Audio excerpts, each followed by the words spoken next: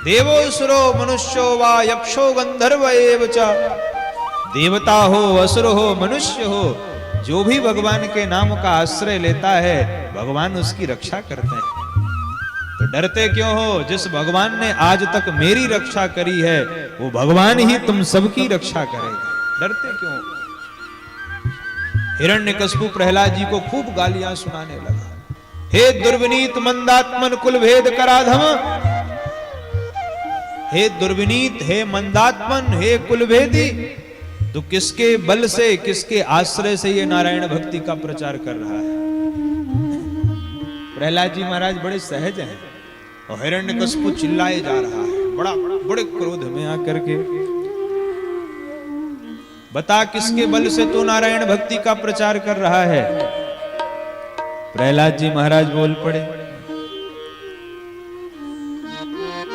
न केवलम में भवतश्च राजन, न केवलम में भवतश्च राजन, सवै बलम बलिनाम च परेषां, सवै बलम बलिनाम च परेषां, परे वरे मी स्थिर जंग माये, परे मी स्थिर जंग माये, ब्रह्मादयो येन वशं प्रणीता, ब्रह्मोदयो वशं प्रणीता, न केवलम में भवतश्च राजन, न केवलम में भवतश्च राजन, न केवलम में भवतश्च राजन, न केवलम में भव, केवलम में भव, केवलम में भव। प्रहलाद जी ने कहा, पिताजी मैं तो उसकी बल से बोल रहा हूं जिसके बल से ब्रह्मा को भी बल मिलता है।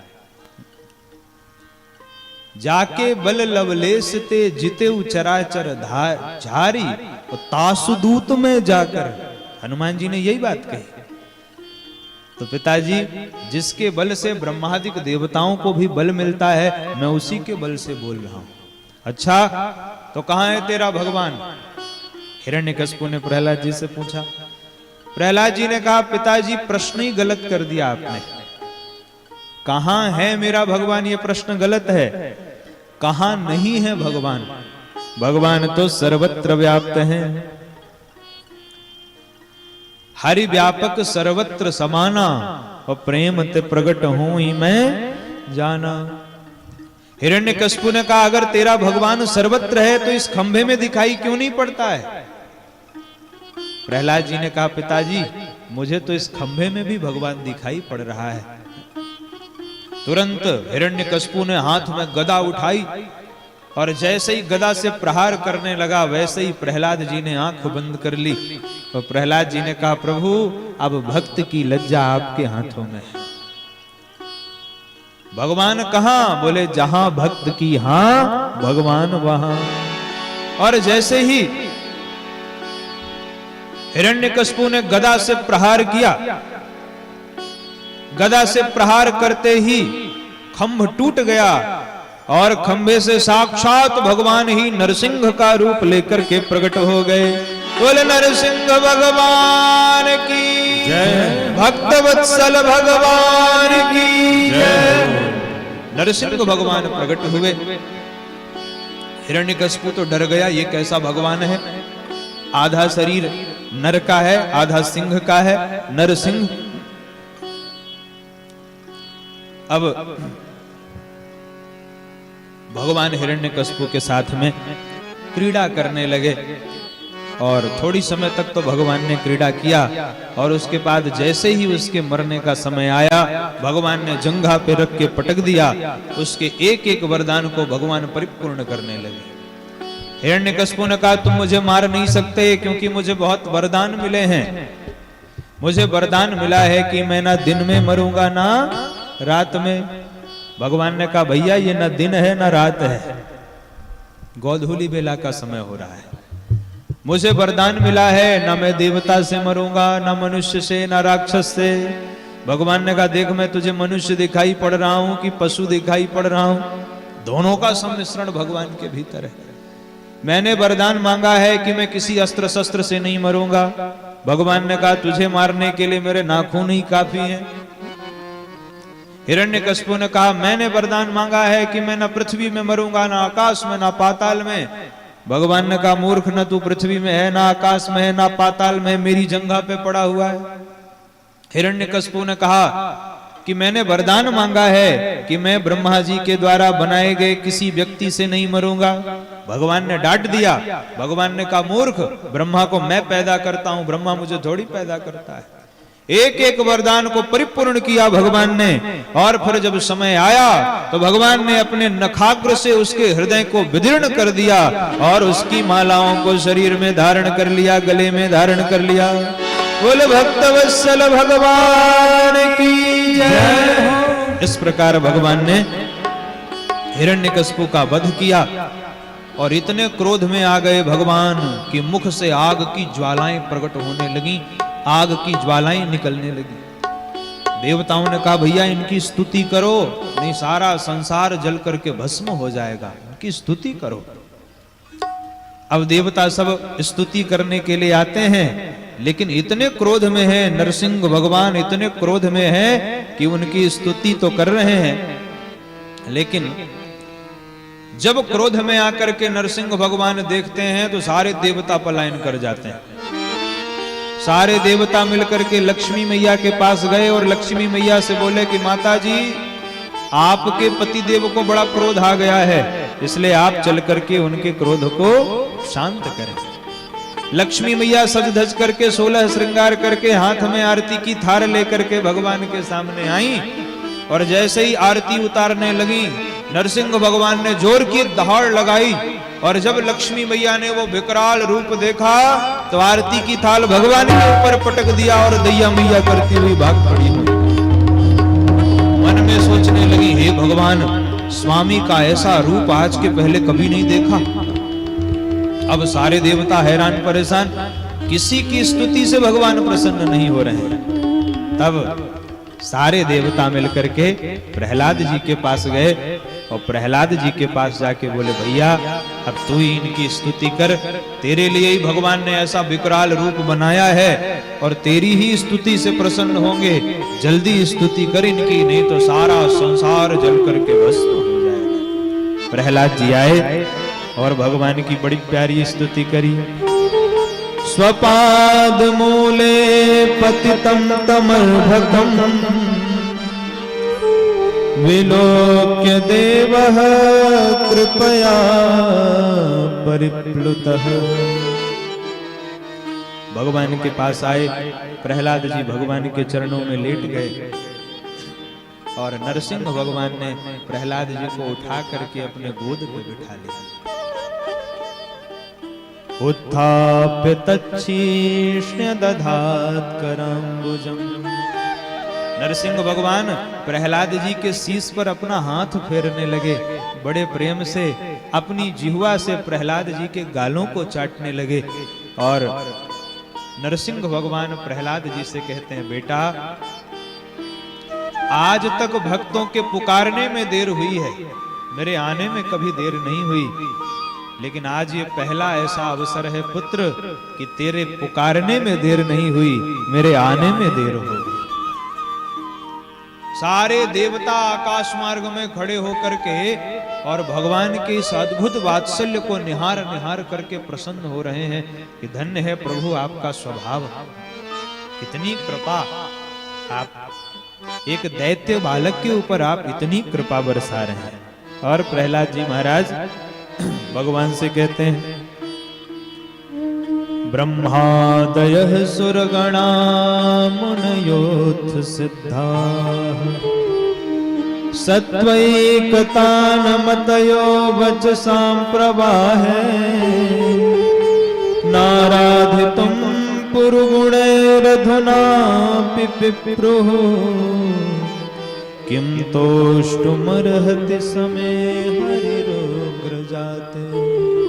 हे प्रभु, आप बड़े बड़े ब्रह्मादिक देवताओं की स्तुति करने पर प्रसन्न नहीं हुए, आप भोलेनाथ की स्तुति से प्रसन्न नहीं हुए, आप लक्ष्मी मैया की स्तुति से प्रसन्न नहीं हुए, तो मुझ दैत्य कुमार की स्तुति से भला क्या प्रसन्न होंगे।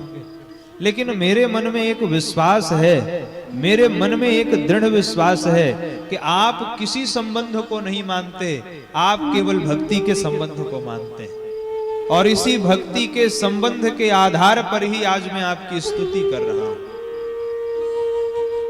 भगवान नरसिंह भगवान आज इतने प्रसन्न हैं। नरसिंह भगवान प्रहलाद जी से कहते हैं, बेटा प्रहलाद, एक बात बता, मेरे इस भयानक रूप से तुझे डर नहीं लग रहा है? क्या तू मेरे इस भयंकर इस रूप को देख के डर? सारे देवता डर रहे हैं। प्रहलाद जी ने कहा, भगवान, जंगल में जब शेर दहाड़ता है तो सारे जंगल के जीव कांप जाते हैं, लेकिन जो शेर का बच्चा होता है वो शेर की गर्दन पे कुलांचे मारता रहता है, उछल कूद करता रहता है। शेर चाहे जितनी जोर की दहाड़ लगाए, शेर के बच्चे को थोड़ी भय लगता है। तो मैं तो जानता हूं, हे प्रभु, आप कैसा भी रूप बना लीजिए, लेकिन मैं डरने वाला नहीं हूं, क्योंकि मैं आपका पुत्र हूं। ना हम विभेम्य जितते भयानका। आप कितना ही भयानक रूप बना लीजिए, मैं आपके इस रूप से डरने वाला नहीं हूं। भगवान प्रसन्न हो गए। भगवान ने कहा, प्रहलाद, वरदान मांगो, क्या मांगना चाहते हो? प्रहलाद जी ने कहा, सरकार, मांग मांग के ही तो जीव भिखारी बन गया है, मुझे आपसे कुछ चाहिए ही नहीं। भगवान ने पुनः आग्रह किया, प्रहलाद, मेरी इच्छा के लिए कुछ तो मांग लो। अब प्रहलाद जी ने भी विचार किया कि भगवान बार बार कह रहे हैं मांग लो मांग लो, और मैं बार बार अगर उनकी बात की अवहेलना करूं तो ये भी ठीक नहीं। प्रहलाद जी ने कहा, सरकार, अगर आप मुझ पर प्रसन्न हैं, मुझे वरदान देना ही चाहते हैं, तो मुझे यही वरदान दे दीजिए कि मेरे मन में मांगने की भावना ही कभी जन्म न ले। अगर आप मुझ पर प्रसन्न हैं, यदि राशीस में कामाम वरास्त्वं वरदर्शभ कामानां हृदय संरोहम् भवतस्तु वृणेवरम्। आप मुझे यही वरदान दे दीजिए कि मेरे मन में मांगने की भावना ही कभी जन्म न ले। भगवान प्रसन्न हो गए। भगवान ने कहा, धन्य है, धन्य है, धन्य है प्रहलाद। प्रहलाद जी को गद्दी में बिठाया भगवान ने, और जैसे ही गद्दी में बिठाया तो उस गद्दी में बैठते ही एक कामना आ गई मन में। प्रहलाद जी ने कहा, सरकार, अब एक चीज मांगना चाहता हूं। भगवान ने कहा, बताओ। प्रहलाद जी ने कहा, प्रभु, ये जैसे भी हो पर मेरे पिता थे, तो मैं चाहता हूं कि मेरे पिता की अधोगति ना हो। नरसिंह भगवान ने कहा, अरे प्रहलाद, जिसके घर में तेरे जैसा वैष्णव भक्त जन्म ले लेता है, उसकी 21 पीढ़ियां तर जाती हैं। तू अपने पिता की बात कर रहा है? तेरे जैसे वैष्णव का जन्म हुआ है, तेरे घर की तो सारी पीढ़ियां, सब आने वाले और जो पीछे बीत गए, सबका उद्धार हो जाएगा।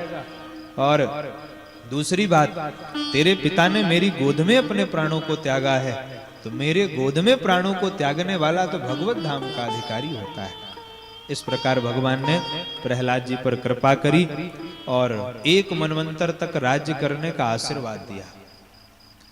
तो सुखदेव जी महाराज राजन परीक्षित से कहते हैं कि परीक्षित जी, अब आप ही बताओ कि क्या भगवान को कोई ये कहेगा कि भगवान समदर्शी नहीं है?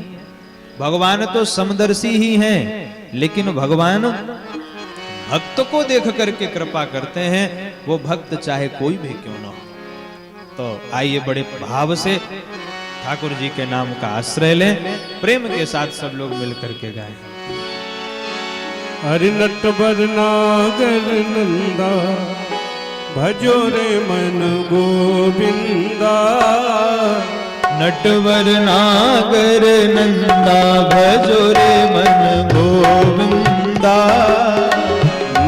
नागर नंदा भजो रे मन गोविंदा नटवर नागर नंदा भजो रे मन गोविंदा गोविंदा गोविंदा भजो रे मन गोविंदा गोविंदा गोविंदा भजो रे मन गोविंदा नटवर नागर नंदा भजो रे मन गोविंदा नटवर नागर नंदा भजो रे मन गोविंदा।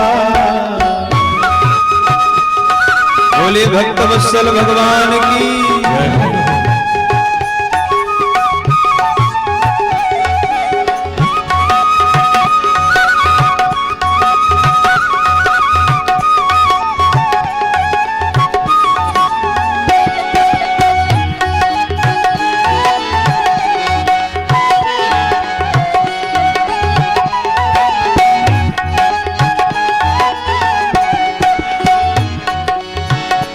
तू ही नटवर तू ही नागर तू ही नटवर तू ही नागर तू ही नटवर तू ही नागर तू ही नटवर तू ही नागर तू ही बाल मुकुंदा भजो रे मन गोविंदा तू ही बाल मुकुंदा भजो रे मन गोविंदा नटवर नागर नंदा भजो रे मन गोविंदा नटवर नागर नंदा भजो रे मन गोविंदा सब देवन में कृष्ण बड़े हैं सब देवन में कृष्ण बड़े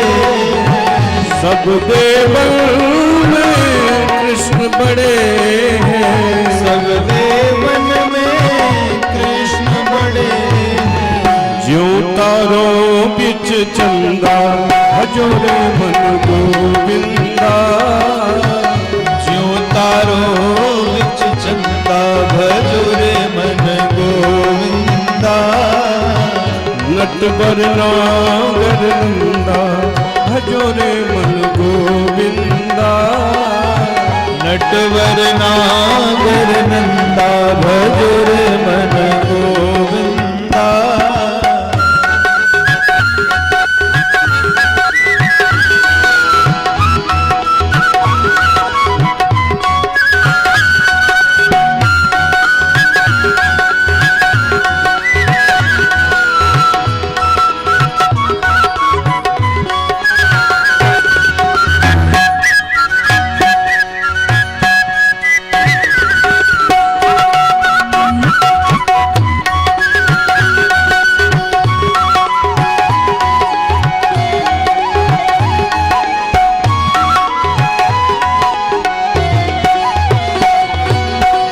सब सखियन में राधा जी बड़ी है सब सखियन में राधा जी बड़ी है सब सखियन में राधा जी बड़ी है सब सखियन में राधा जी बड़ी है जो नदियों बिच गंगा भजो रे मन गोविंदा ज्यों नदियों बिच गंगा भजो रे मन गोविंदा नटवर नागर नंदा भजो रे मन गोविंदा नटवर नागर नंदा भजो रे मन गोविंदा वृंदावन की कुंज गलिन में वृंदावन की कुंज गलन में वृंदावन की कुंज गलिन में वृंदावन की कुंज गलन में नाचत बाबा भजो रे मन गोविंदा नाचत बाल मुकुंदा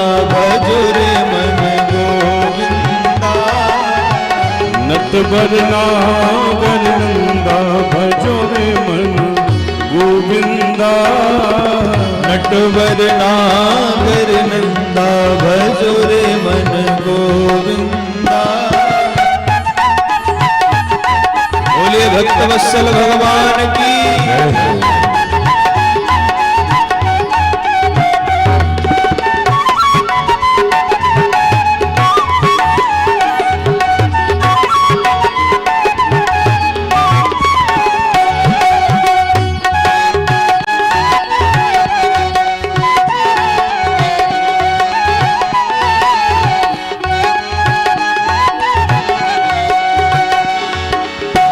ध्रुव तारे प्रहलाद बारे, ध्रुव तारे प्रहलाद बारे, ध्रुव तारे प्रहलाद बारे, ध्रुव तारे प्रहलाद बारे। नरसिंह रूप धरिंदा भजो रे मन गोविंदा।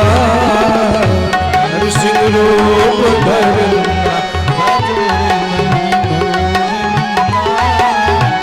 नटवर नागर नंदा भजो रे मन गोविंदा। नटवर नागर नंदा भजो रे मन गोविंदा।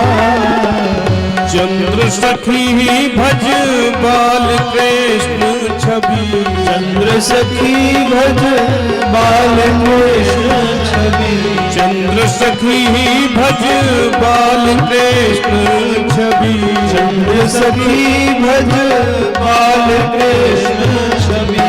काटो यम के फंदा भजो रे मन गोविंदा। काटो यम के फंदा भजो रे मन गोविंदा। नटवर नागर नंदा भजो रे मन गोविंदा। नटवर नागर नंदा भजो रे मन गोविंदा। गोविंदा गोविंदा भजो रे मन गोविंदा। गोविंदा गोविंदा भजो रे मन गोविंदा। नटवर नागर नंदा भजो रे मन गोविंदा। नटवर नागर नंदा भजो रे मन गोविंदा। नटवर नागर नंदा भजो रे मन गोविंदा। नटवर नागर नंदा भजो रे मन गोविंदा। बोले भक्तवत्सल भगवान की। सप्तम स्कंद को विश्राम देकर अष्टम स्कंद में प्रवेश करते हैं।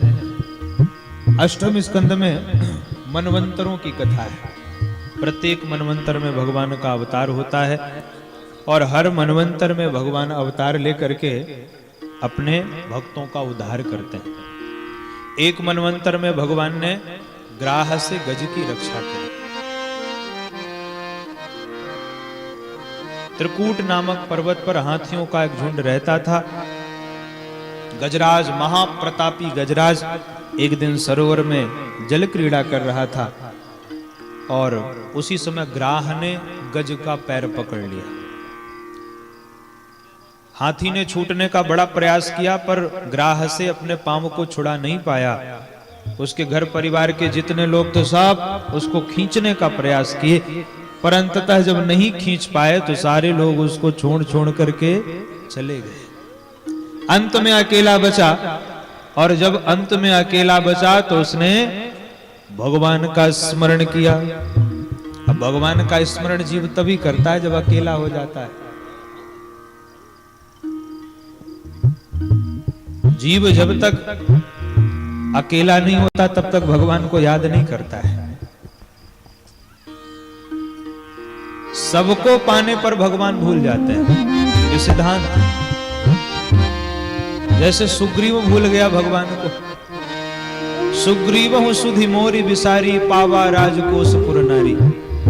तो जीव संपत्ति पाने पर भगवान को भूलता है और विपत्ति आने पर भगवान को याद करता है।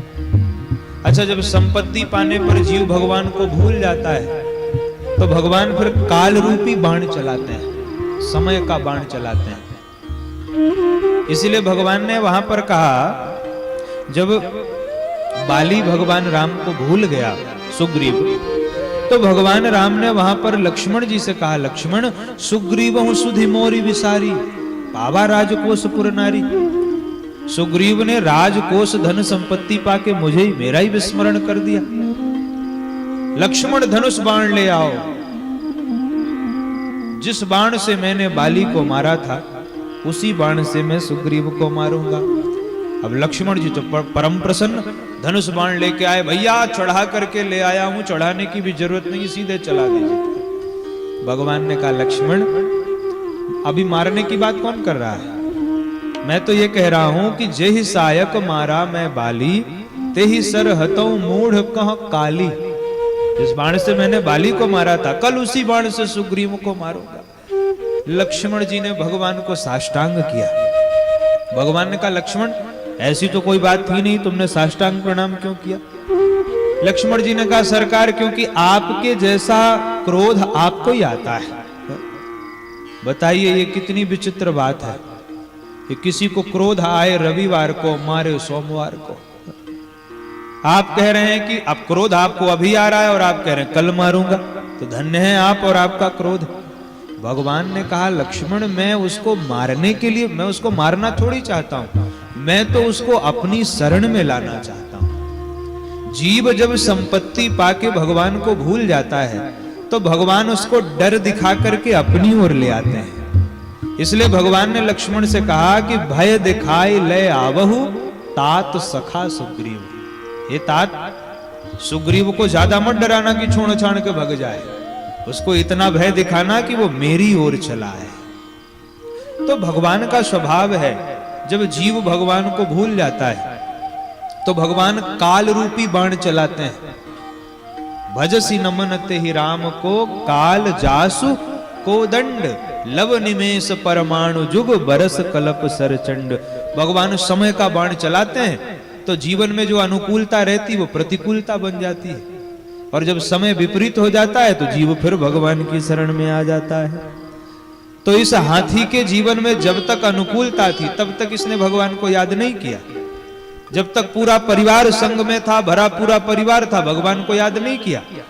अब जब सारे अपने साथ छोड़ के चले गए, हाथी अकेला, तब हाथी को लगा कि अब भगवान के सिवा कोई मदद करने वाला नहीं है, और उसने एक सूंड से एक कमल का फूल तोड़ा और कमलाकांत के चरणों में समर्पित कर दिया। नाम किसी का नहीं लिया, केवल पुष्प को तोड़ा और पुष्प को समर्पित कर दिया। अब ब्रह्मादिक जितने देवता थे वो सोचने लगे कि मेरा नाम तो लेके बुलाया नहीं तो हम क्यों जाएं। देवताओं में अभी थोड़ा अभिमान तो होता ही है। देवताओं ने कहा, अगर मेरा नाम लेके बुलाता तो मैं इसको बचाने जाता, मेरा नाम ही नहीं लिया तो मैं क्यों जाऊं। पर भगवान नारायण विचार करने लगे कि भैया इसको बचाने कोई नहीं जा रहा है तो मुझे ही जाना पड़ेगा। क्यों? बोले इसलिए कि जो संपत्ति किसी की नहीं होती वो सरकार की मान ली जाती है। तो इस कमल के फूल को कोई स्वीकार नहीं कर रहा है और इसने चढ़ाया तो है, तो जब किसी की नहीं तो मेरी तो मानी ही जाएगी, इसलिए मुझे ही चल करके इसकी रक्षा करनी चाहिए। और भगवान चले, इतनी तीव्र वेग से भगवान आए। लक्ष्मी मैया ने पूछा, प्रभु कहां जा रहे हैं? भगवान कहना चाह रहे थे हाथी को बचाने जा रहा हूं, पर इतनी तीव्र वेग से बोले कि हाथ तो निकला पर थी निकला तब जब हाथी के पास आ गए। हार हो भवन बीच थी गयंद पास ही में। इतनी जोर से दौड़े कि हाथी कहते कहते तो भगवान हाथी के पास आ गए।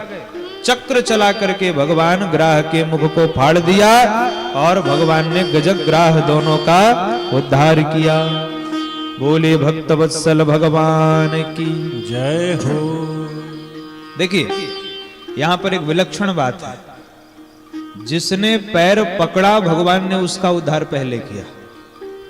इसका मतलब क्या है? मतलब यह है कि संतों का उद्धार भगवान बाद में करते हैं, और जो किसी भगवत भक्त का चरण शरण ग्रहण कर ले भगवान उसका उद्धार पहले कर देते हैं। तो ग्राह ने गज के पैर को पकड़ा तो भगवान ने गज का उद्धार तो बाद में किया ही, पर ग्राह का उद्धार पहले कर दिया। इसलिए हम सबको भगवान के सच्चे संतों की चरण शरण ग्रहण करनी चाहिए। पाप करें प्रभु जी मिले, बड़ा सुंदर ये दोहा है। अभी सुनेंगे तो आपको ऐसा कुछ लोगों को लग रहा होगा, पाप करें, पाप करें प्रभु जी मिले, पाप करें सुख होए, और पाप करें मुक्ति मिले, तो भैया पाप करो सबको। यहां पाप करे नहीं है, पाप करे, पा माने पैर, पाप करे प्रभु जी मिले, पा माने पैर, तो पैर पकड़ने से ठाकुर जी मिल जाते हैं। पाप करें प्रभु जी मिले, और पाप करें सुख होए, पैर पकड़ने से ही सुख मिलता है। और पाप करें मुक्ति मिले, तो भैया पाप करो सबको। हम सबको संतों के चरण शरण ग्रहण करनी चाहिए। इसलिए भगवान ने ग्राह का उद्धार पहले किया, बाद में गज का उद्धार किया। ये जो मगर था, ये हुहु नाम का एक गंधर्व था। ये हंसाने, विदूषक जिसको कहते हैं, आज की भाषा में कहें तो कॉमेडियन, अगर आज की भाषा में कहें। और उस समय ये विदूषक का काम करते थे, मतलब देवताओं का मनोरंजन करते थे। इसलिए इनका नाम भी रखा जाता था, हा हा हु, ऐसे नाम रखे जाते थे। तो ये हुहु नाम का गंधर्व था और हंसी मजाक करता ही था। एक दिन एक देवता कमर बराबर जल में, एक संत कमर बराबर जल में खड़े भगवान का ध्यान कर रहे थे, और ये पानी में डूब करके गया और महाराज के पैर पकड़ लिया, और पैर पकड़ करके कहता है, दंडवत महाराज। अब संत के तो पसीने छूट गए, हे भगवान किसी ग्राह ने तो नहीं पकड़ लिया। बड़े छटपटाए, और जब छटपटाने लगे तो इसने छोड़ दिया। संत को बड़ा क्रोध आया। संत ने कहा, मूर्ख, इस प्रकार से पैर पकड़ा जाता है? जा श्राप देता हूं कि जा करके ग्राह बन जा, जीवन भर ऐसे ही सबके पैर पकड़ते रहना। अब हुहु नाम का गंधर्व निराश हो गया, बोला महाराज मेरा तो काम ही है हंसी मजाक करना, हंसना हंसाना, सो मैंने तो इसी भाव से पकड़ा था, पर मुझसे बड़ी गलती हो गई है, अपराध को क्षमा करें। तो संत हृदय नवनीत समाना, संत का हृदय तो बड़ा कोमल होता है। संत ने कहा, जा एक दिन ऐसे ही पैर पकड़ते रहना, पैर पकड़ते पकड़ते ही एक दिन तेरा उद्धार हो जाएगा। तो वो ही हुहु नाम का गंधर्व ग्राह बना, और ये जो गज था ये इंद्रदुम्न नाम का राजा था। एक बार अगस्त जी को देख करके भी अनदेखा कर दिया, बैठा रहा। अगस्त जी ने कहा, हाथी के जैसा बैठा है, संत को देख करके भी संत का सम्मान नहीं करता, जा श्राप देता हूं हाथी बन जा करके। सो इंद्रदुम्न नाम का राजा ही हाथी बन गया, और आज भगवान ने इनका उद्धार किया। इस प्रकार एक मनवंतर में भगवान ने ग्राह से गज की रक्षा करी, और एक मनवंतर में भगवान ने समुद्र मंथन करवाया। दुर्वासा जी की अवज्ञा कर देने के कारण देवताओं का तेज चला गया, श्रीहीन हो गए। सारे देवता भगवान की शरण में गए, और देवताओं ने भगवान की शरण में जाकर के भगवान से कहा कि सरकार हमारा तो तेज सब, श्री और तेज सब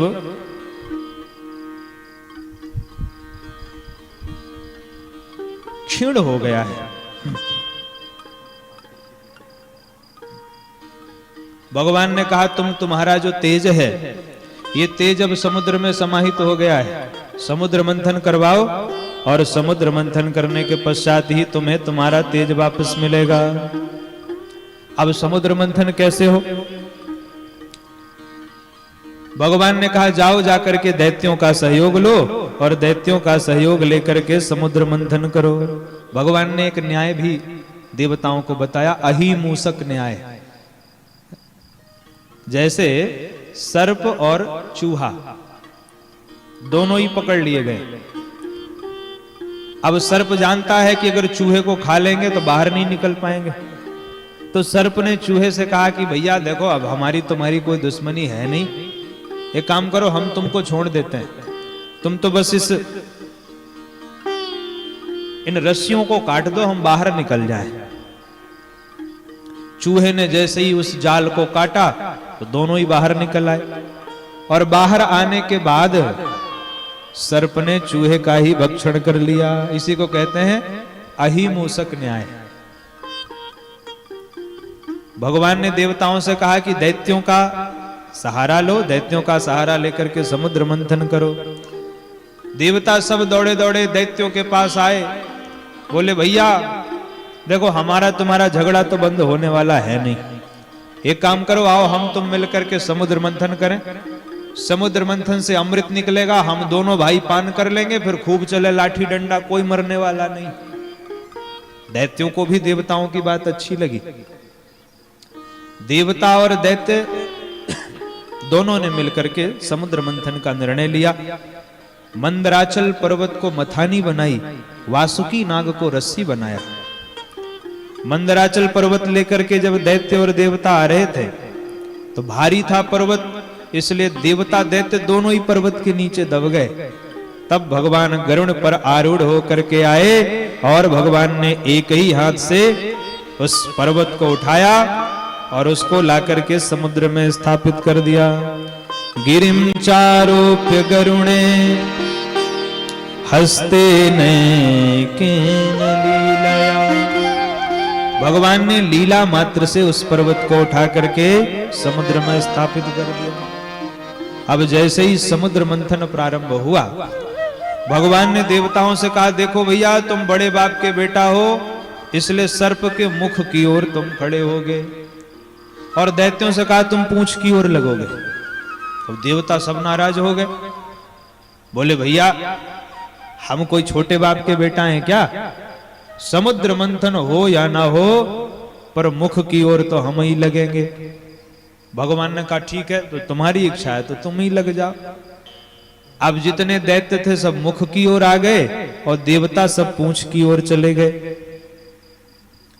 जैसे ही समुद्र मंथन प्रारंभ हुआ तो समुद्र मंथन प्रारंभ होते ही वासुकी नाग जब रगड़ खाने से और उनके मुख से गरम गरम श्वास निकलने लगी तो जितने दैत्य थे सब काले पड़ गए महाराज।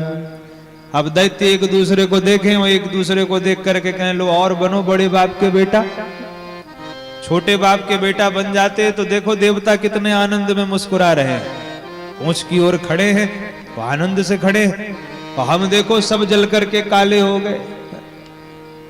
ये तो भगवान की माया है। जैसे ही समुद्र मंथन प्रारंभ हुआ तो मंदराचल पर्वत समुद्र में धंसने लगा। भगवान ने तुरंत कच्छप अवतार लिया और भगवान ने उस मंदराचल पर्वत को अपनी पीठ पर धारण कर लिया। बोलिए कच्छप भगवान की जय। मंदराचल पर्वत को पीठ पर धारण किया और जैसे ही समुद्र मंथन प्रारंभ हुआ तो सबसे पहले समुद्र मंथन से विष निकला। भगवान नारायण ने कहा इस विष को ले जाकर के भोलेनाथ को पिलाओ। देवता सब विष को लेकर के भोलेनाथ की शरण में गए। देव देव महादेव भूतात्मन भूत भावना त्राहिणः शरणापन्ना त्रैलोक्य दहना। सारे देवता भगवान के पास आए और बोले सरकार इस हलाहल विष से हम सबकी रक्षा करिए, आपके सिवा हमारी रक्षा कोई नहीं कर सकता है। भगवान ने विष को हाथ में लिया और पार्वती जी की ओर देख करके बोले देवी ये देवता विष पिलाने आए हैं, तुम क्या कहती हो, पी जाऊं? अब एक पतिव्रता स्त्री कैसे कहे अपने पति से कि विष पान कर लीजिए। सो पार्वती मैया ने कहा भोलेनाथ मैं तो सिर्फ इतना ही कहूंगी कि जिसमें इस जगत का कल्याण हो आप तो वो ही कीजिए। भोलेनाथ ने कहा देवी सीधे सीधे बताओ कि विष पान करूं कि नहीं।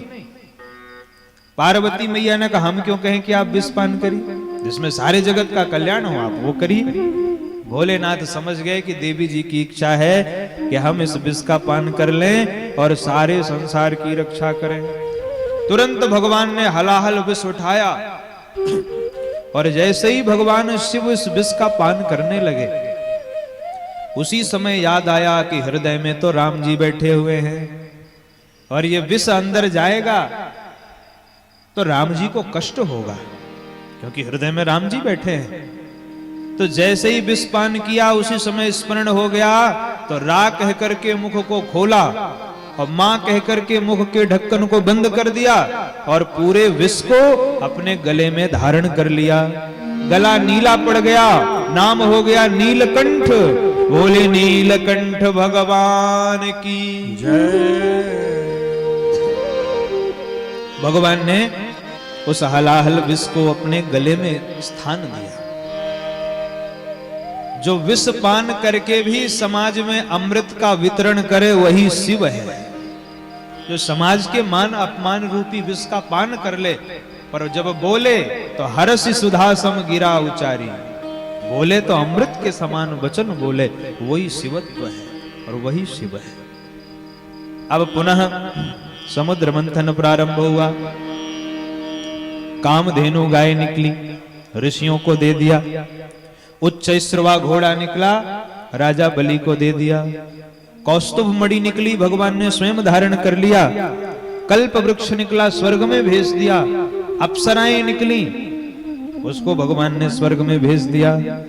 और अब तो सबके देखते देखते ततश्चाविर्भूत साक्षात श्री रमा भगवत परा रंजयंती दिशः कांत्या विद्युत सौदामिनी यथा। सबके देखते देखते विद्युत सौदामिनी के जैसे साक्षात लक्ष्मी मैया ही प्रकट हो गई।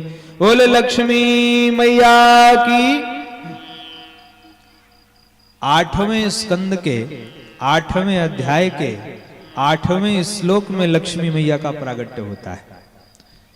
तो जो भी दीपावली के दिन अष्टम स्कंद के अष्टम अध्याय के 8वें श्लोक को संपुट बना करके अष्टम स्कंद का पाठ करवाते हैं ब्राह्मणों के द्वारा, उनके घर में सदा सर्वदा लक्ष्मी मैया का निवास होता है।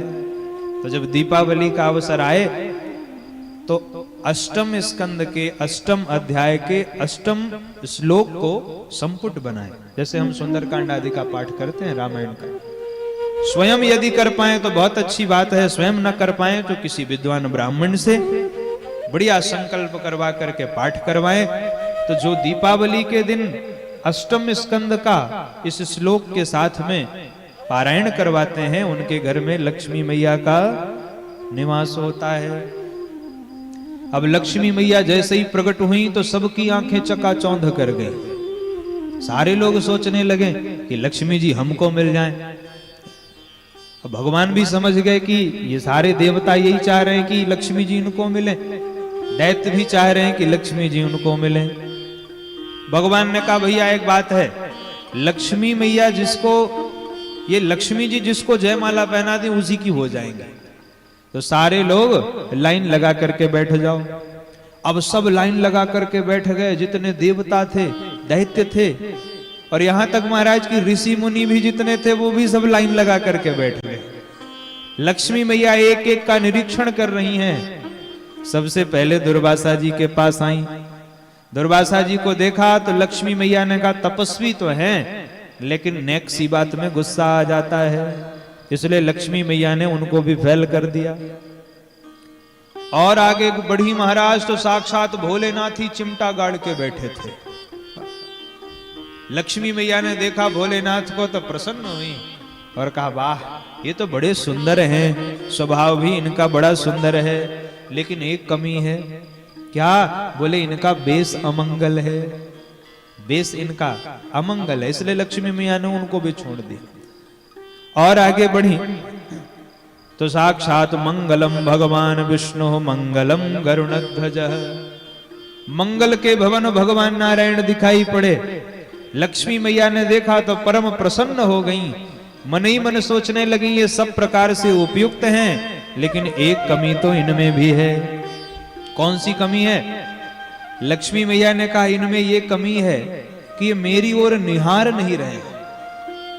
बाकी सब लोग तो मुझे ही टुकुर टुकुर देख रहे हैं, पर भगवान नारायण है ये मेरी ओर देख नहीं रहे। और वास्तव में यदि विचार करिए तो लक्ष्मी को पाने का सबसे बड़ा उपाय यही है कि ज्यादा हाय पैसा न किया जाए। लक्ष्मी के पीछे भागने से लक्ष्मी चली जाती है, और नारायण के पीछे अगर भागो तो लक्ष्मी अपने आप चल करके आती है। इसलिए हमें सदा सर्वदा नारायण को पकड़ने का प्रयास करना चाहिए, इससे लक्ष्मी जी अपने आप हमारे घर पे आ जाएंगे। मानो ये लक्ष्मी जी का स्वभाव है कि जो उनकी ओर नहीं देख रहा है लक्ष्मी जी ने उसी को स्वीकार किया। तो इसलिए हमें धन की ओर नहीं, हमें तो परमात्मा की ओर दृष्टि रखनी चाहिए सर्वदा। जब राम लक्ष्मण और सीता जी चलते हैं तो सबसे आगे राम जी चलते हैं, उनके पीछे सीता जी बीच में, और उनके पीछे लक्ष्मण जी। तो लक्ष्मण जी चल तो सीता जी के पीछे ही रहे हैं, लक्ष्मी जी के पीछे ही रहे हैं, पर लक्ष्मण जी की दृष्टि किस पर है? राम जी के ठीक पीछे सीता जी हैं और उनके पीछे लक्ष्मण जी हैं, पर लक्ष्मण जी लक्ष्मी के ठीक पीछे नहीं चलते। लखन चले ही मग दाएं बाएं, कभी दाएं होके चलते हैं कभी बाएं होके। तो दाएं होके चलते हैं तो भी उनकी दृष्टि परमात्मा के ऊपर होती है, और बाएं होके चलते हैं तो भी दृष्टि परमात्मा के ऊपर होती है। इसलिए जीवन में हमारी दृष्टि माया के ऊपर नहीं, मायापति के ऊपर होनी चाहिए। भगवान के ऊपर दृष्टि होने से लक्ष्मी अपने आप आती है। इस प्रकार लक्ष्मी जी ने भगवान नारायण के गले में वरमाला पहना दी। बोले लक्ष्मी नारायण भगवान की जय। और अब तो महाराज पुनः समुद्र मंथन प्रारंभ हुआ। सबके देखते देखते साक्षात भगवान ही धन्वंतरी के रूप में प्रकट हो गए। बोले धन्वंतरी भगवान की जय। अमृत का कलश हाथ में लिए धन्वंतरी भगवान प्रकट हो गए। जैसे ही भगवान धन्वंतरी प्रकट हुए, दैत्यों ने मार झपट्टा कलश छीन लिया और दैत्य कलश को लेकर के भागने लगे। देवता भी सब चिल्ला रहे हैं लेगो लेगो। भगवान ने कहा भैया परेशान काहे को होते हो, हम हैं, चिंता करने की जरूरत है नहीं। अब दैत्यों ने अमृत छीन तो लिया लेकिन पी नहीं रहे हैं। क्यों?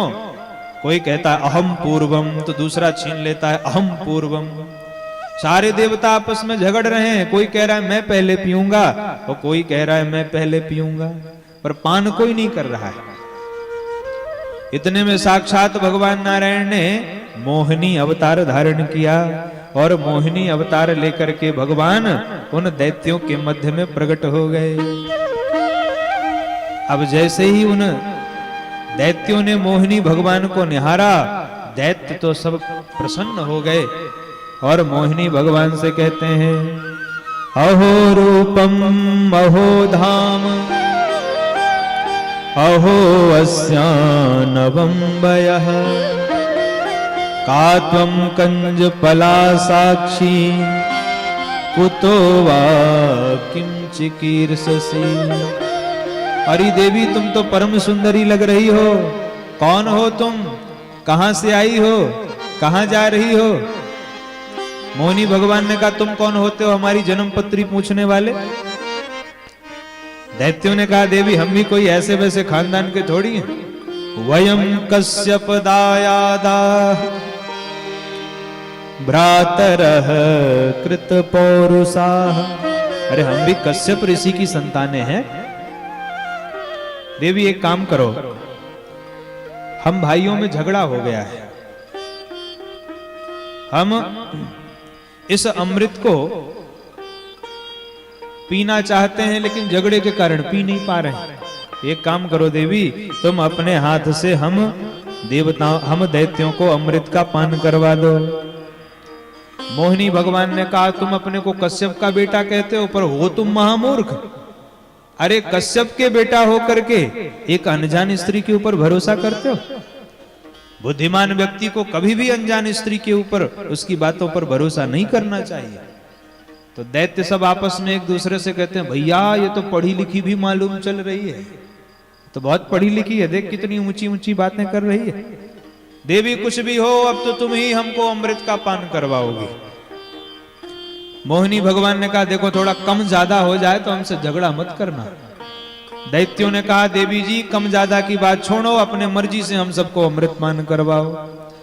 अमृत का कलश दे दिया मोहिनी भगवान के हाथों में, और जैसे ही अमृत का कलश मोहिनी भगवान के हाथों में आया, वैसे ही सारे देवता दौड़े भागे चले आए।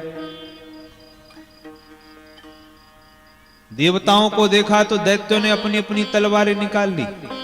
मोहिनी भगवान ने कहा, देखो लड़ाई झगड़ा करना है तो ये रहा तुम्हारा अमृत का कलश, हम जा रहे हैं, और अगर बुद्धिमानी से काम निकालना है तो मेरी बात सुनो। दैत्यों ने भी कहा, देवी जी आप बताओ।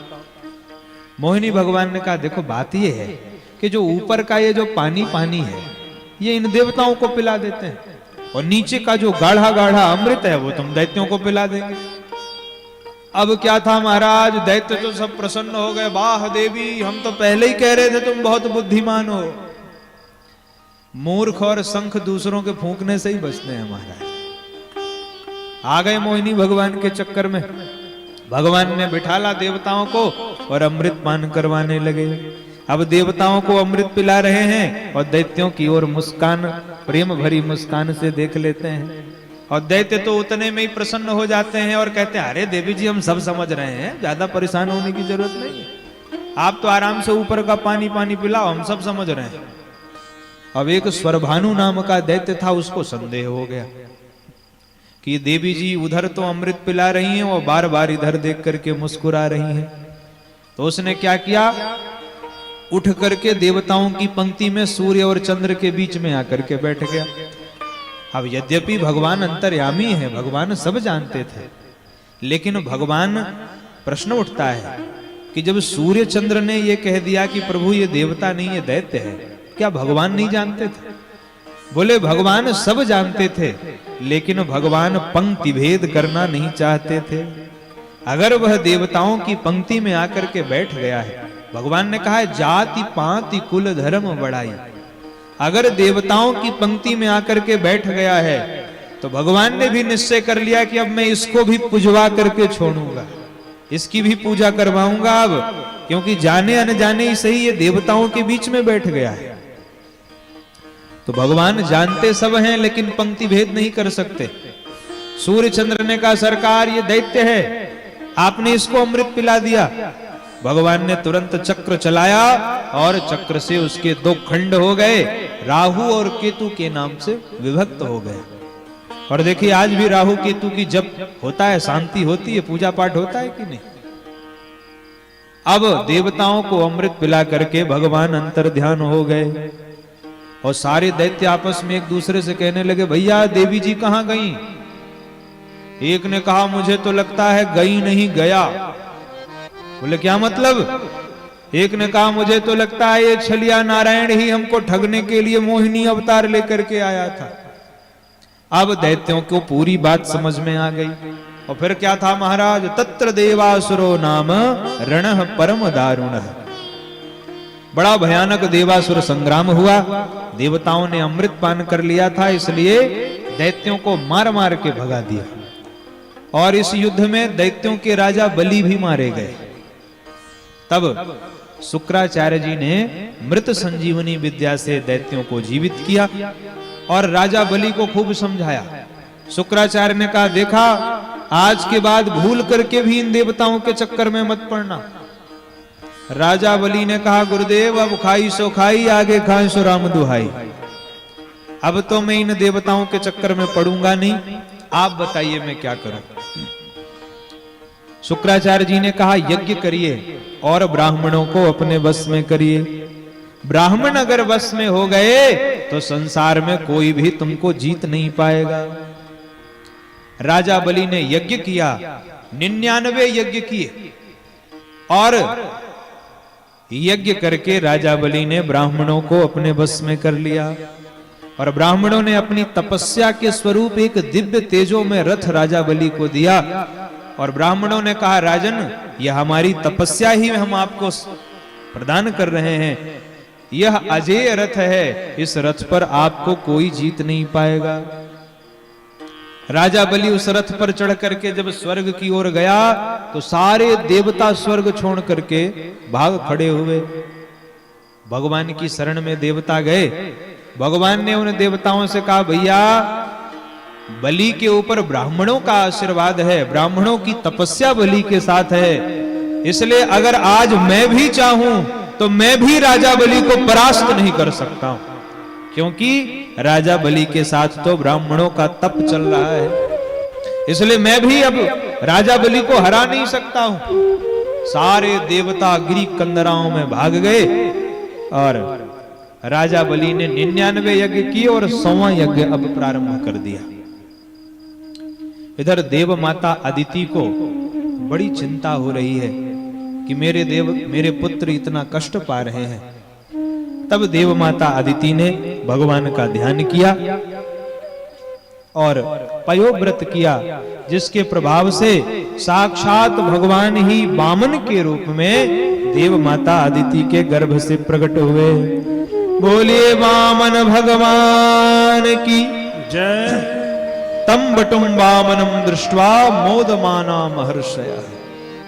वामन भगवान का प्रागट्य हुआ और जैसे ही वामन भगवान प्रकट हुए, वामन भगवान को देख करके सारे देवता प्रसन्न हो गए।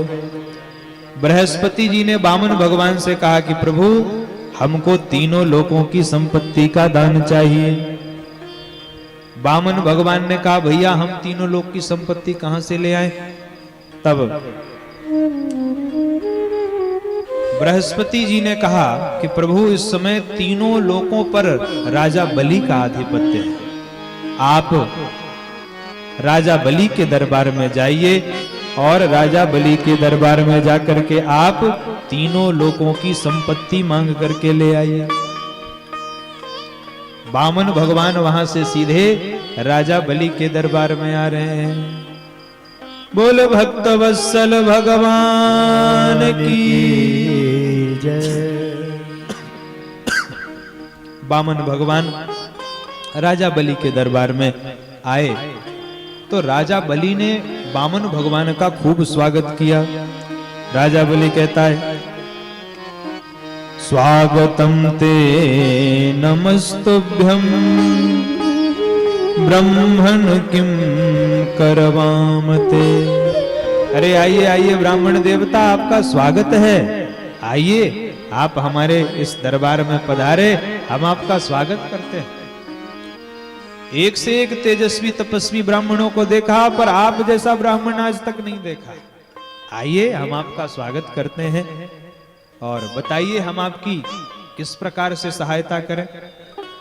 आप कहें तो आपके लिए कोई सुंदर सा महल बनवा दें, अगर आप कहें तो आपके लिए कोई ब्राह्मणी कन्या देख करके सुंदर सी आपका विवाह करवा दें। बताइए हम आपके लिए क्या कर सकते हैं।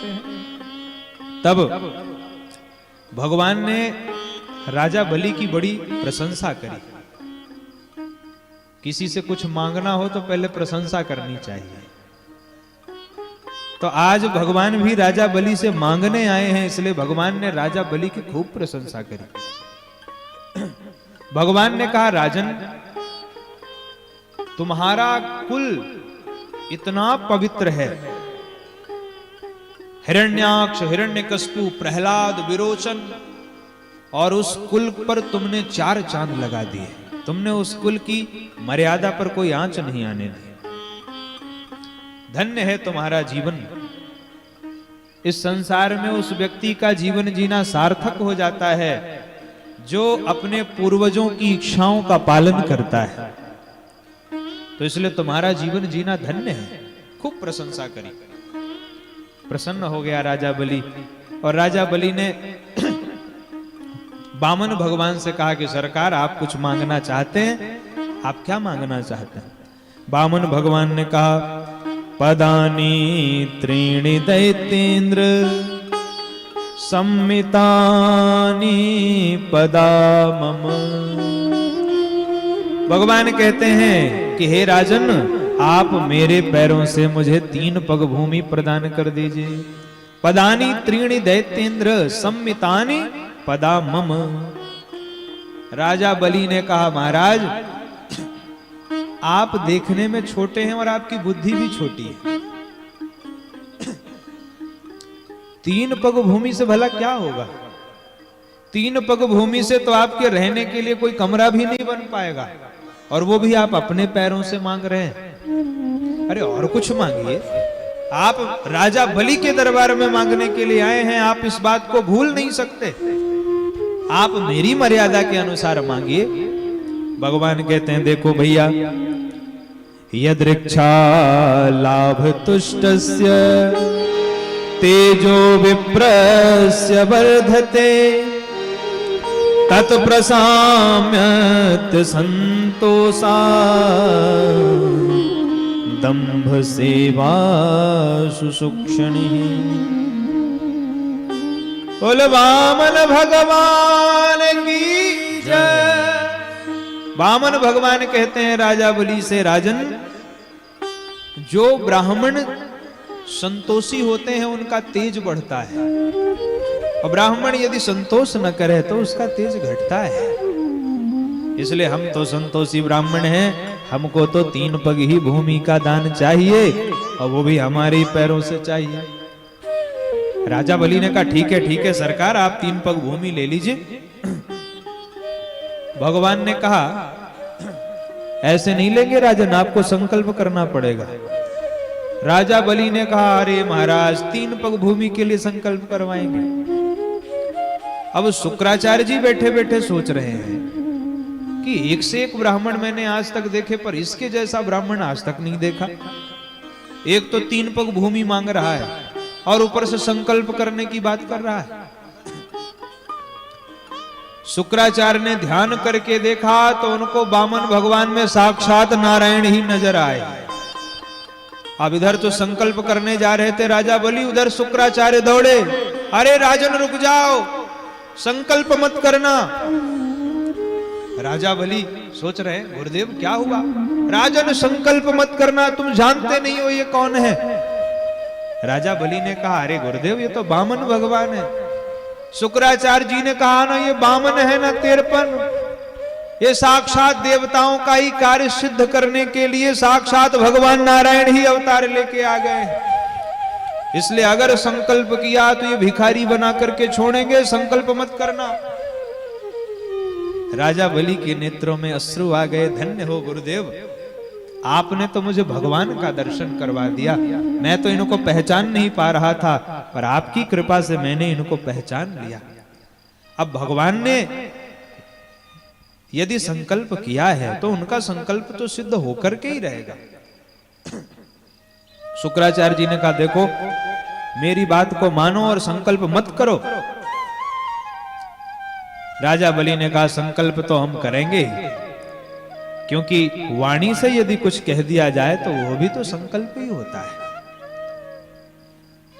शुक्राचार्य जी ने श्राप दे दिया, जाओ हम श्राप देते हैं कि श्रीहीन हो जाओ, और श्राप देकर के चले गए। पुराणांतर ऐसा प्रसंग आता है कि भगवान ने कहा राजा बलि से कि भैया, अब यदि संकल्प करना हो तो करो, नहीं अपने राम चले। राजा बलि ने कहा, भगवान हम संकल्प करने के लिए तत्पर हैं, हम संकल्प कर रहे हैं। और जैसे ही संकल्प का पात्र उठाया, जैसे ही वह कमंडलू उठाया, कमंडलू से जल निकालने लगे, तो शुक्राचार्य जी ने सोचा कि इस कमंडलू के छिद्र में ही जाकर के बैठ जाऊं तो पानी निकलना बंद हो जाएगा, और जब पानी निकलेगा नहीं तो संकल्प होगा नहीं। तो शुक्राचार्य जी उसी कमंडलू में आकर के उसी छिद्र में प्रविष्ट हो गए। अब राजा बलि बार बार कमंडलू से जल निकालें और जल निकले ही नहीं। वामन भगवान ने कहा, राजन मुझे लगता है ये कमंडलू बहुत दिन से रखा था, कुछ फंस गया है इसमें, मुझे लाइए जरा, मैं ठीक कर देता हूं। अब भगवान ने जैसे ही कमंडलू लिया, शुक्राचार्य जी डरने लगे। भगवान ने नुकीली एक पैनी, एक सींक ली, और सींक लेके भगवान ने जैसे ही उस छिद्र में प्रविष्ट किया, शुक्राचार्य जी की एक आंख गोविंदाय नमो नमः। शुक्राचार्य जी भगे और विचार करने लगे कि न लेना न देना, एक आंख उल्टी गंवा दई। भगवान ने कहा राजन संकल्प करो। संकल्प किया बलि ने, और जैसे ही राजा बलि ने संकल्प किया, भगवान ने विराट रूप बनाया, और विराट रूप बना करके भगवान ने एक चरण से तो नीचे के सब लोगों को माप लिया। अतल वितल सुतल तलातल रसातल महातल पाताल। दूसरा चरण ऊपर की ओर उठाया तो भू भुवः स्वः मह जन तप सत्य, सारे लोगों को माप लिया। भगवान नारायण के चरणों का प्रक्षालन करते हुए जब भगवान का चरण ऊपर गया तो ब्रह्मांड कटाफ में छिद्र हो गया, और भगवान के चरणों का प्रक्षालन करते हुए गंगा की दिव्य धारा, चिन्मयी धारा प्रकट हो गई। बोल गंगा मैया की जय। भगवान ने दो ही चरणों में नीचे ऊपर के सारे लोग माप लिए। भगवान ने कहा राजन अब क्या करें। राजा बलि ने कहा गुरुदेव भगवान एक बात बताइए, दान बड़ा होता है कि दानी। भगवान ने कहा दानी बड़ा होता है। राजा बलि ने कहा दानी बड़ा होता है तो मैं तो भी बचा हुआ हूं, आपने मेरी संपत्ति को मापा है, तीसरा चरण आप मेरे शीश पर रख दीजिए। भगवान ने तीसरा चरण राजा बलि के शीश पर रखा, और राजा बलि को भगवान ने स्वीकार कर लिया। देखिए भगवान हमारे अहंकार को मापते हैं, और हमारा कितना ही बड़ा अहंकार हो भगवान के सामने छोटा हो ही जाता है। कितना ही बड़ा अहंकार हो परमात्मा के सामने जाकर के उसको छोटा होना ही पड़ता है। अब 2 पैरों वाला व्यक्ति 3 पैर देने की अगर बात कहे तो ये तो व्यंग ही हुआ।